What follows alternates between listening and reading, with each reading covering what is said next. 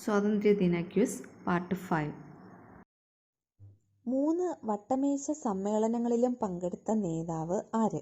Answer doctor BR. Ambedkar ആണ് 3 വട്ടമേശ സമ്മേളനങ്ങളിലും പങ്കെടുത്തത്. 1930, 1931, 1932 എന്നീ 3 വർഷങ്ങളിലാണ് 3 വട്ടമേശ സമ്മേളനങ്ങൾ നടന്നത്. ഒന്നാം വട്ടമേശ സമ്മേളന സമയത്ത് ഇന്ത്യയിലെ ബ്രിട്ടീഷ് വൈസ്രോയി ഇർവിൻ പ്രഭു ആയിരുന്നു. 2ഉം 3ഉം വട്ടമേശ സമ്മേളനങ്ങൾ നടക്കുന്ന കാലയളവിൽ ഇന്ത്യയിലെ ബ്രിട്ടീഷ് വൈസ്രോയി വെല്ലിംഗ്ടൺ പ്രഭു ആയിരുന്നു. ഒന്നാം വട്ടമേശ സമ്മേളനത്തിൽ ഇന്ത്യയിൽ നിന്ന് 89 പ്രതിനിധികളാണ് പങ്കെടുത്തത്.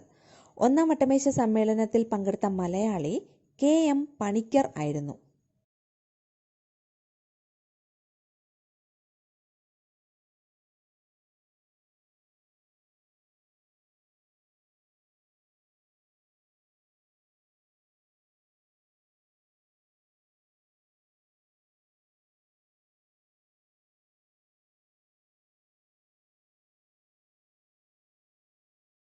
അപ്പോൾ 1932 3ആം വട്ടമേശ സമ്മേളനം.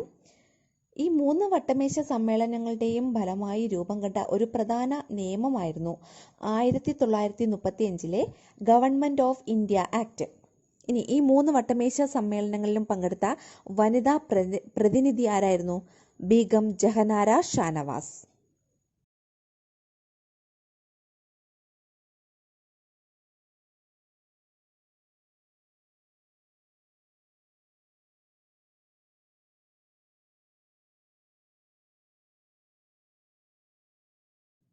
ലാലാ ലജ്പത് റായിയുടെ മരണത്തിന് കാരണക്കാരനായ ആൻഡേഴ്സനെ വധിച്ച ദേശാഭിമാനി ആര്? ആൻസർ ഭഗത് സിംഗ്. ഭഗത് സിംഗ് ആണ് ലാലാ ലജ്പത് റായിയുടെ മരണത്തിന് കാരണക്കാരനായ ആൻഡേഴ്സനെ വധിച്ചത്. ഇന്ത്യൻ ദേശീയ പതാക ആദ്യമായി ഉയർത്തിയത് എന്ന്? ആൻസർ 1907. ജർമ്മനിയിലെ സ്റ്റുട്ട്ഗാർട്ടിൽ നടന്ന ഒരു സമ്മേളനത്തിലാണ് ഇന്ത്യൻ ദേശീയ പതാക ആദ്യമായി ഉയർത്തിയത്. ആരാണ് ഉയർത്തിയത്? മാഡം ഭിക്കാജി കാമ. മാഡം ഭിക്കാജി കാമയാണ് ഇന്ത്യൻ ദേശീയ പതാക ആദ്യമായി ഉയർത്തിയത്. വല്ലഭായ് പട്ടേലിന് സർദാർ എന്ന സ്ഥാനപ്പേര് നൽകിയത് ആര്? ആൻസർ മഹാത്മാഗാന്ധി. മഹാത്മാഗാന്ധിയാണ് വല്ലഭായ് പട്ടേലിന് സർദാർ എന്ന സ്ഥാനപ്പേര് നൽകിയത്. ഇദ്ദേഹത്തിൻ്റെ, അതായത് സർദാർ വല്ലഭായ് പട്ടേലിൻ്റെ ജന്മദിനമായ ഒക്ടോബർ 31 രാഷ്ട്രീയ ഏകതാ ദിവസ് ആയി ആചരിക്കുന്നു. ഇന്ത്യയുടെ ഉരുക്കു മനുഷ്യൻ എന്നറിയപ്പെടുന്നതും സർദാർ വല്ലഭായ് പട്ടേലാണ്. ഇന്ത്യയുടെ 1931 രണ്ടാം വട്ടമേശ സമ്മേളനം സർദാർ വല്ലഭായ് പട്ടേൽ പങ്കെടുത്തധികം ആഭ്യന്തര സമ്മേളനമായിരുന്നു. ഇതിൽ ഗാന്ധിജി, സരോജിനി നായിഡു, ഒരു പ്രധാനപ്പെട്ട സൈനിക നടപടിയായിരുന്നു എന്നീ പ്രമുഖ നേതാക്കൾ പങ്കെടുത്തു.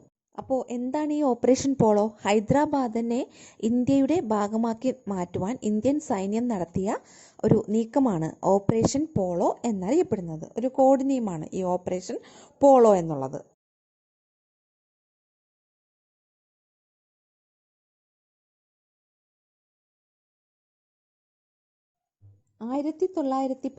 മുമ്പ് ബ്രിട്ടീഷ് ഇന്ത്യയുടെ തലസ്ഥാനം ഏതായിരുന്നു? 3 വട്ടമേശ സമ്മേളനങ്ങളിലും പങ്കെടുത്ത ഇന്ത്യയുടെ തലസ്ഥാനം കൽക്കട്ടയായിരുന്നു. അതുപോലെ തന്നെ 1911 കൽക്കട്ടയിൽ നിന്ന് മഹാത്മാഗാന്ധിയുടെ ഉപദേശകനായിരുന്നത് മാറ്റിയത് മദൻ മോഹൻ രാജാവായിരുന്ന ജോർജ് അഞ്ചാമനാണ് ബ്രിട്ടീഷ് ഇന്ത്യയുടെ തലസ്ഥാനം കൽക്കട്ടയിൽ നിന്ന് ഡൽഹിയിലേക്ക് മാറ്റുകയാണ് എന്ന ഒരു പ്രഖ്യാപനം 1911 നടത്തിയത്. സന്താൾ കലാപം, അതിന്റെ നേതൃനിരയിലുണ്ടായിരുന്നത് ആരെല്ലാമാണ്? ആൻസർ സിദ്ധുവും കൻഹുവും.